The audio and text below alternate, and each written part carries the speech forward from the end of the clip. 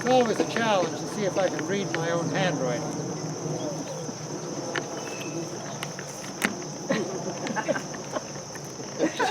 It's one wonderful thing about trifocals is no matter where you put it, it isn't right.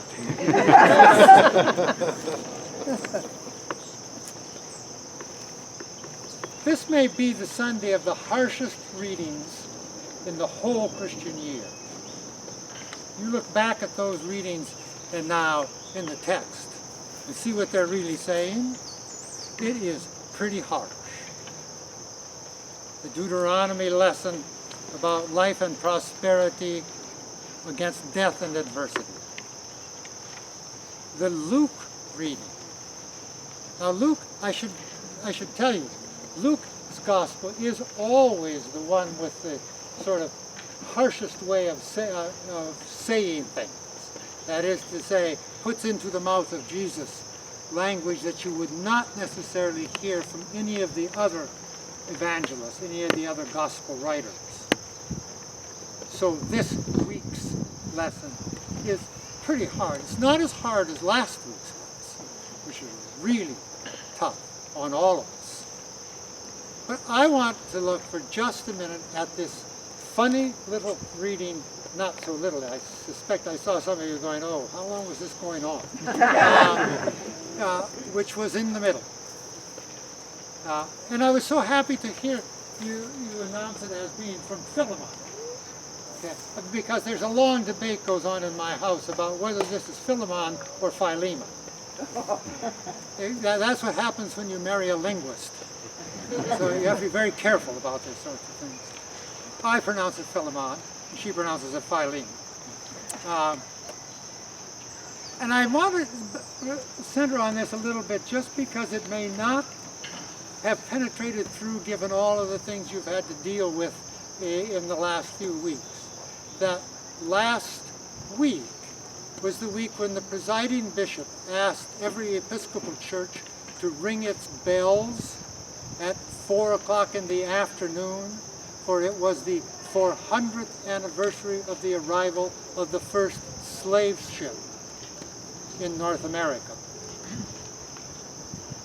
Now the reason I bring that up is because in this reading, Onesimus is in fact a slave. And Onesimus has escaped his slavery, and so to speak, run away. He heard Paul preach when he was with his owner, Philemon, and having heard Paul, he then, when opportunity presented itself, left. That's a nice way of saying it. He left. That's what he did. He went directly to Paul. Now Paul is left with the decision to be made. And in truth, if we want to be honest about it, Paul's decision is not the decision we would like him to have made. He says, you need to go back. You need to go back and to have this worked out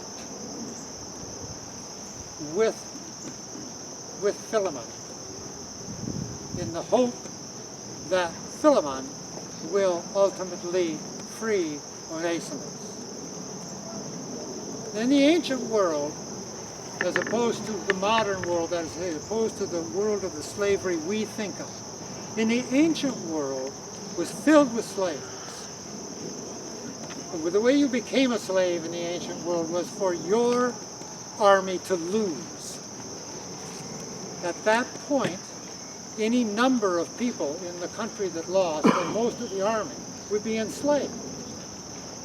And they would be sent off to work for various people throughout the kingdom. So the Romans had enormous numbers of slaves. When I, years ago, was in the ancient city of Ephesus, I was walking along with a guy who is a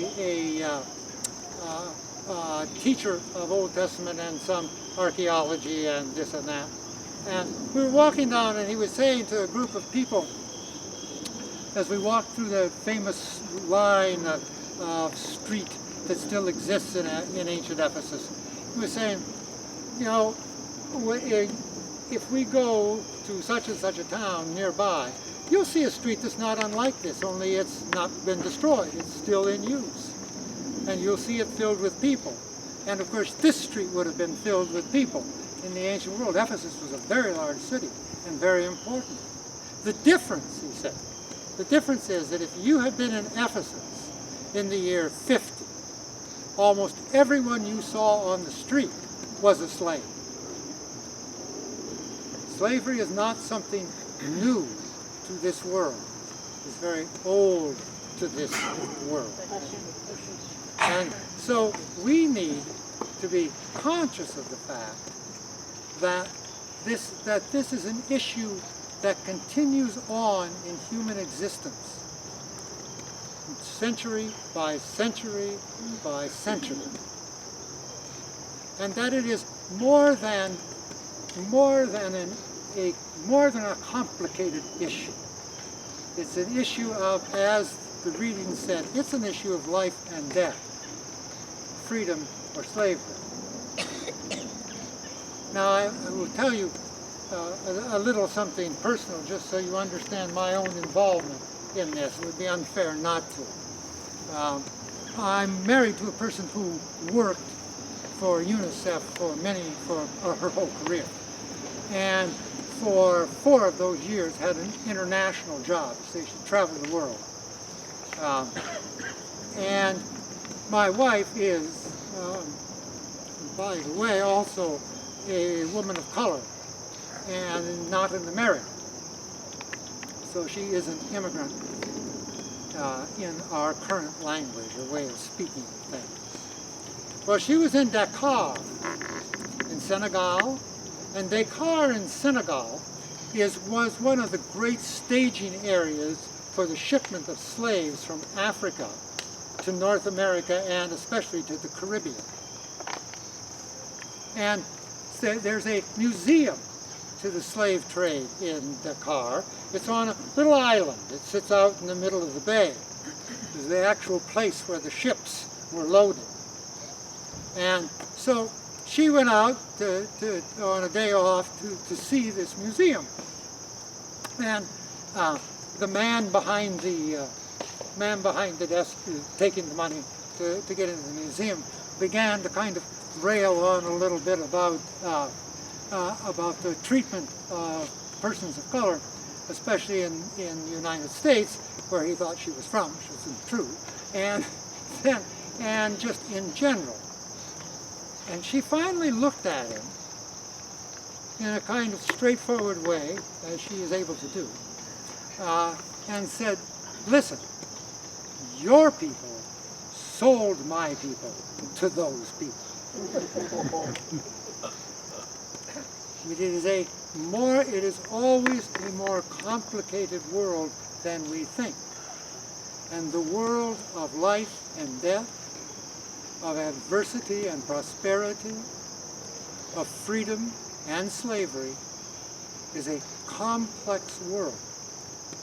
And it may be one of the 3 or 4 most important issues that continues through human history. What we can do always is to remember, pray for, and espouse the fact that we are all children of God,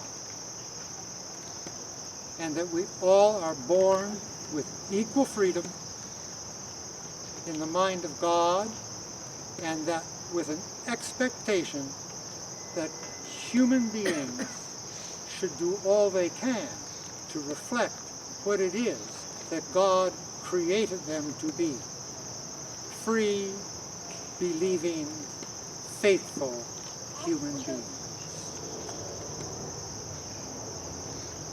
In the name of God, Father, Son, Holy Spirit. Amen.